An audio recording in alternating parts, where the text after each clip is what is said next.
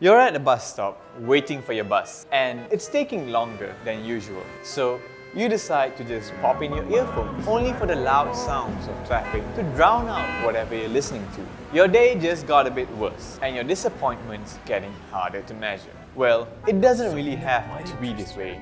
Not with the Sony XM5 it doesn't. Or is the box lying? Let's find out with this episode of EXP.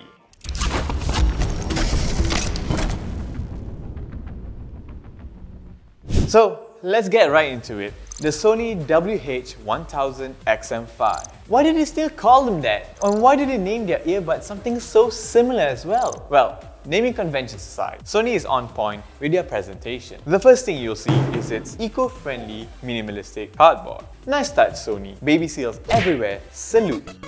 Inside this case, you'll find the headphone's hard shell case. It's got a really nice canvas-like exterior. It feels really nice to the touch, but the real star of the show is inside this case, the XM5, along with a Type A to C cable and an aux cable as well. Now then, how does it feel? The headphones themselves are really sleek and follows the previous iteration's design philosophy. The only thing it doesn't follow is its portability. The XM5 features a really solid adjustable band. It's wrapped with vegan leather that's soft to the touch, and from our tests, we found it really comfortable for long listening sessions. Its soft leather also forms a good seal around your ears, and the weight of the headphones are light enough that it doesn't push down on your crown of your head, nor will it fall off with sudden movement, even if you're bald. But there's a few caveats. If you have a larger ear shape, then you're going to feel it exerting pressures on your ear. So longer sessions may be a problem for you if that's the case. Aside from that, if you're wearing glasses with thick temples, you're going to be leaking sound, and this changes the profile of your sound. But even then, its noise cancelling is still able to pull through. So good job on that, Sony. With Bluetooth headphone comes its features, and the XM5 features gesture control on the right side of the cup. With double tapping to pause, play and answer calls, forward and backward swiping to switch music, swiping up and down to adjust volume, and cupping the right ear to turn on ambient sound so you can respond to your wife nagging at you. Next, the companion app that Sony made for the XM5, which is simply called Headphone. Nice job again on the naming conventions there, Sony. The app really allows you to customize your listening experience and enables some hidden features like DSEE Extreme. And speaking of hidden features, Sony includes a speak to chat function where if it detects you saying something, it would pause the music, which is quite annoying, especially if you enjoy singing. And it's enabled default. Speaking of noise cancelling, how is it? Sony's noise cancelling on the XM5 is, in my opinion, the best they currently have. If you never experienced noise cancelling before, the XM5 is going to blow your brains away. The first time you put it on, you'll notice this sudden feeling of isolation.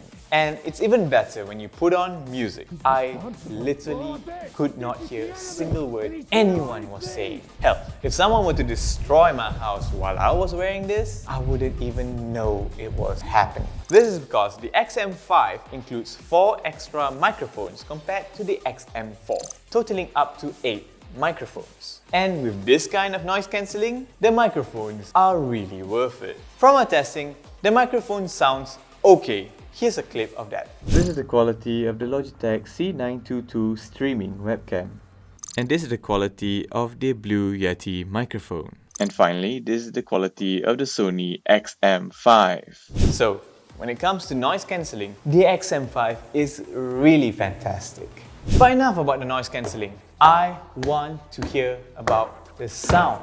Well, to be honest, I don't quite like it. I find the tuning for the XM5 to be too bassy out of the box. If you enjoy mostly EDM or hip-hop, it will be right down your alley. But even if you don't listen to those types of music, the XM5 is still able to produce really good sound. The mids are exciting, letting you pick apart the different instruments. Its treble is clear, giving vocals this ethereal feel to them. And coupled with the noise cancelling, it makes listening to music very enjoyable. It's just that the bass is quite muddy.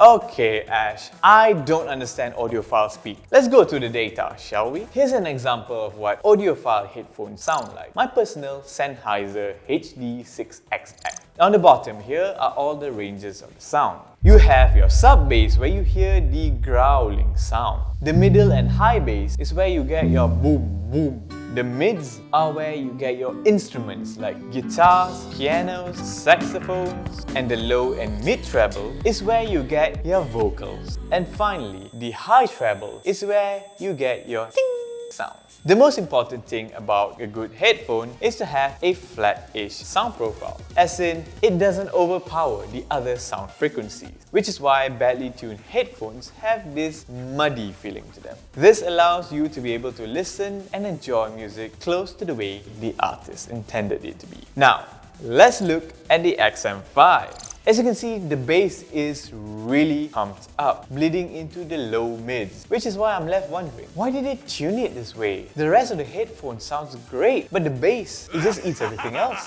So yeah, Sony's done a really good job in making the sound and noise cancelling sound good, but they still have some work to do in the tuning department. Now, let's talk about the cons, the form factor and portability. For a wireless Bluetooth headphone, it's quite bulky. Like, look at the size of the bag. It's the size of my head. And what's more, unlike its previous brother, the XM4, it's unable to be folded into itself, making it much larger than it needs to be. And what's more, when you place it around your neck and fold the cups, it folds it outwards, leaving some of the sound drivers exposed. This has to be a mistake, right?